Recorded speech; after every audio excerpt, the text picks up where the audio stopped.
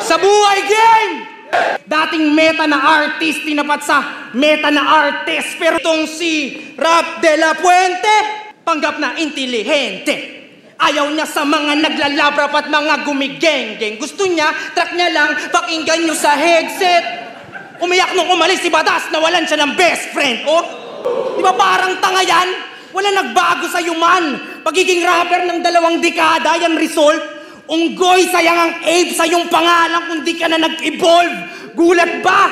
Halata sa mata mong nag-dilate. Pasensya ka na, ape, di mo ko kaya sa aking primate.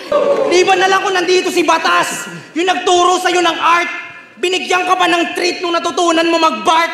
Kaya kahit tumagal ka ditong hayop ka, hindi ka vet, tuta ka ni Mark. Ngayong wala na yung amo, sa'yo wala nang natakot. Tuta ka na trinay ng Batas parang K9, tas di mo pa naamoy mga dala kong pasabog.